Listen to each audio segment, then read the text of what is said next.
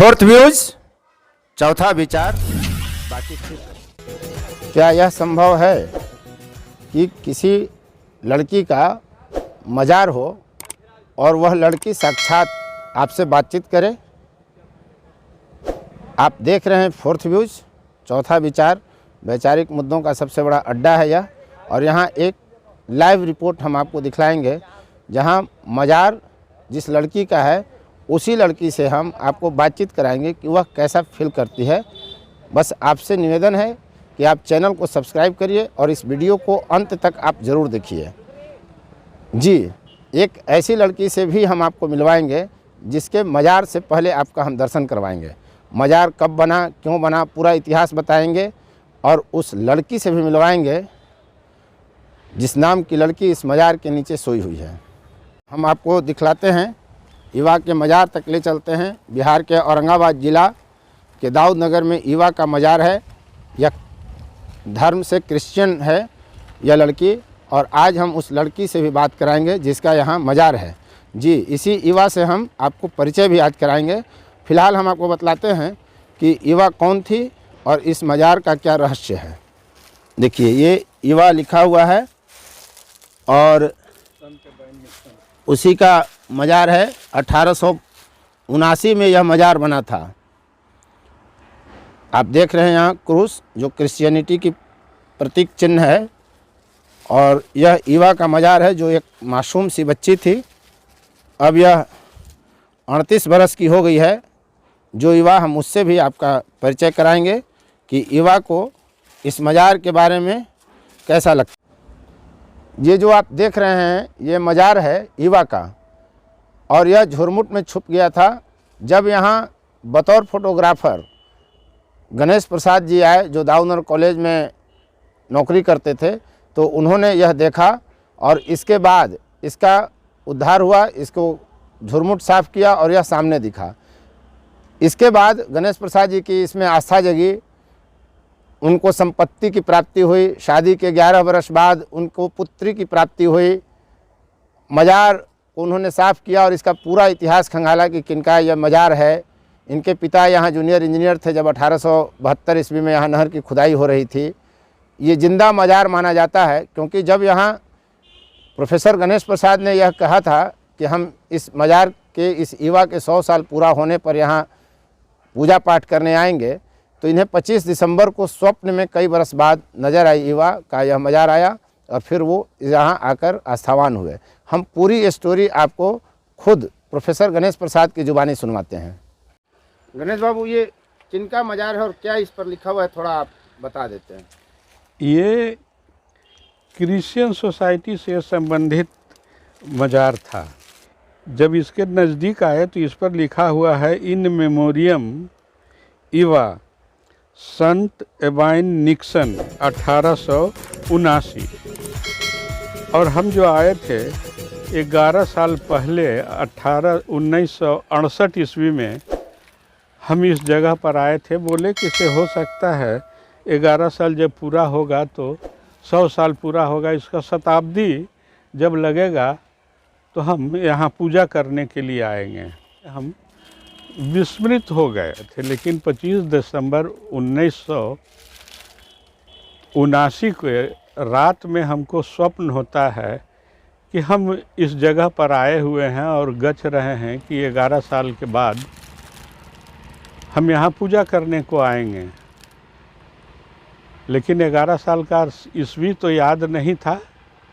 हम फिर यहाँ दोपहर में, रात का स्वप्न था, दोपहर में आकर करके, और जब देखते हैं तो 1879 ही देखते हैं, तो होता है कि अरे रे रे, तो हम चूक जाते और 1979 ईस्वी पार कर जाता। यह ज़रूर मजार ऐसा है जहाँ आस्था, क्या यह जीवित मजार मान कर करके हमारी आस्था यहाँ बढ़ गई। हम यहाँ आना जाना शुरू कर दिए। जब आना जाना शुरू कर दिए तो हमारे एक दोस्त प्रोफेसर रजाउर रहमान कहें कि गणेश बाबू, आप बार बार सिफा जाते हैं, आखिर क्या बात है। हम कि चलिए आज आप भी आए। तो जब ये मेमोरी स्टोन देखे तो ये बताते हैं मजार है यह किसी बच्चे का है। आप भी तो अभी तक के निसंतान हैं। 14 साल, अब को करीब 13 साल हो गया शादी का। 1969 ईस्वी में हमारी शादी हुई थी।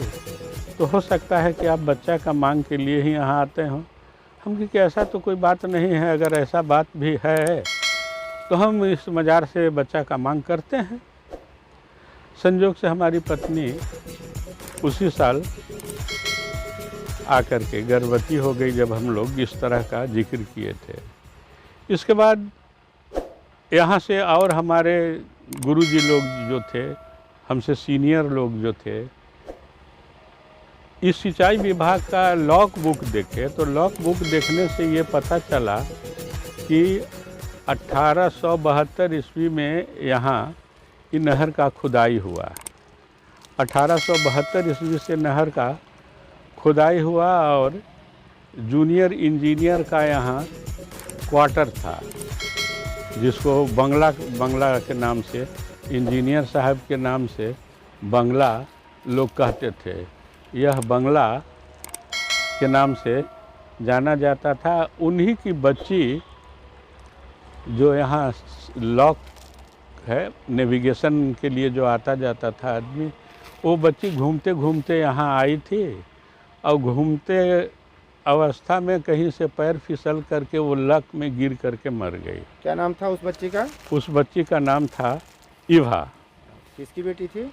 और बेटी के बारे में तो स्पष्ट लिखा हुआ नहीं था, लेकिन जूनियर इंजीनियर जो थे उस टाइम के, उन्हीं का था। लेकिन इससे तो पता चलता है कि संत एबाइन निक्सन नाम के कोई आदमी आकर करके इस कब्र का स्थापना कराए।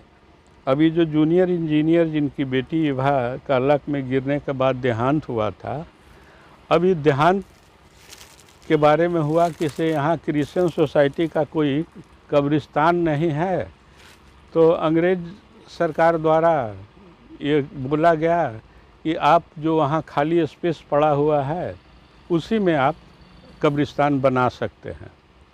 तो यही लोहा और पत्थर के ये से इस मेमोरी स्टोन को आच्छादित कर के रखा गया। और लॉक बुक में लिखा हुआ है कि कोई भी अफसर जब यहाँ आते थे तो सबसे पहले इस कब्र का चार्ज लेते थे। अच्छा, जब सबसे तक पहले कब्र का प्रभार ग्रहण करते थे?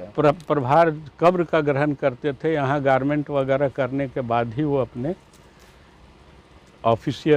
ऑफिशिएट करते थे।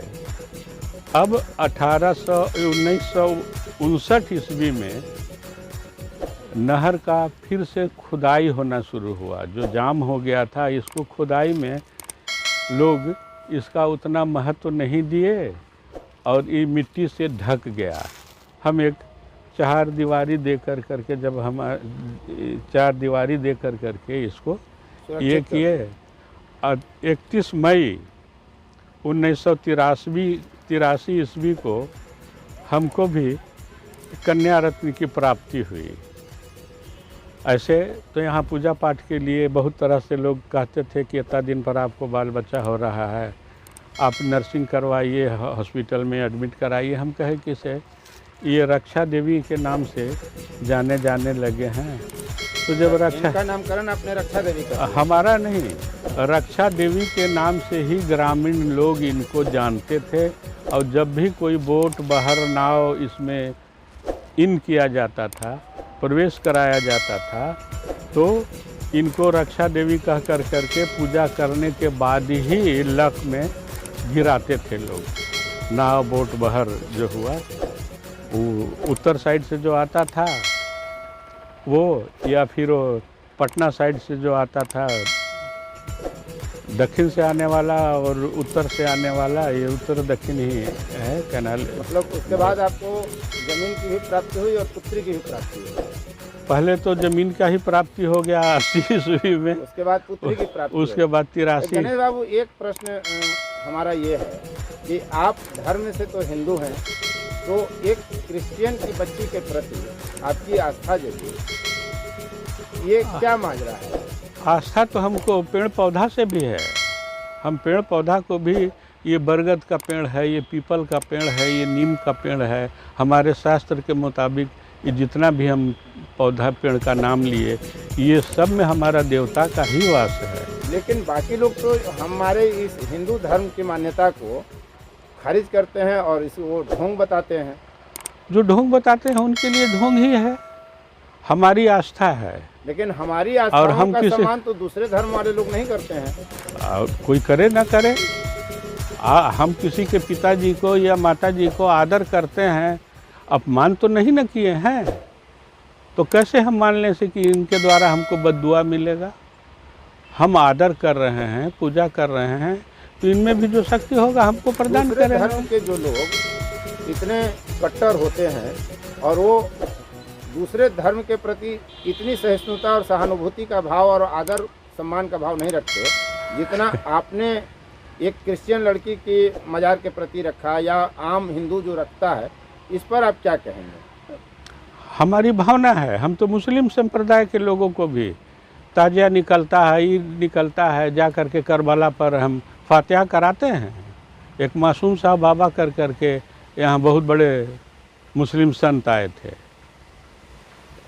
उनसे भी हमको कुछ प्राप्ति हुआ है। अच्छा, आप अपनी बेटी का नाम ईवा क्यों रखे हैं? ईवा इसलिए रखे कि इस बेटी के नाम से ही हम अपनी बेटी का नाम रखे, चूँकि इनका भी नाम ईवा था और इन्हीं के पूजा पाठ से हुआ, इसलिए हम उसका भी, अपनी बेटी का भी नाम ईवा ही रखे।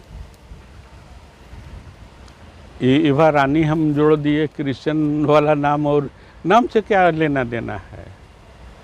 तो उस समय का समाज आपको कुछ कहता भी था क्या? समाज में कभी इस बात का हाँ, भी हुआ क्या? अवहेलना काफ़ी सहना पड़ा है कि हिंदू होकर करके मुस्लिम का पूजा करते थे, तो हम यही कहते थे कि आपके पिताजी को हम आदर करते हैं, तो इसमें कोई गंदा काम तो हम नहीं कर रहे हैं। जो हमें गंदगी आप देख रहे हैं, आपको नहीं आस्था है, नहीं आप हमारे पास आइए। बहुत बहुत धन्यवाद गणेश बाबू।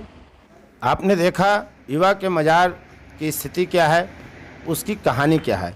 अब चलिए मैं आपको मिलवाता हूँ इस मज़ार के अंदर सोई हुई ईवा से, जो अब 38 वर्ष की हो गई है। ये नाम बड़ा सम्मानित नाम हो गया, और ये सम्मान सब लोगों ने दिया।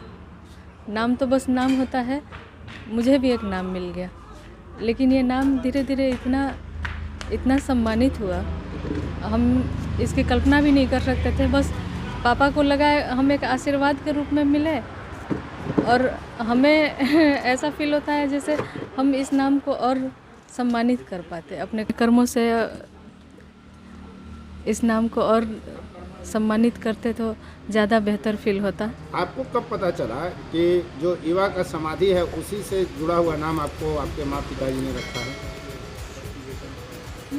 बस पूजा करने हम लोग जाते थे, और पूजा करने जाते थे तो वहाँ पे भी यही नाम लिखा हुआ देखे।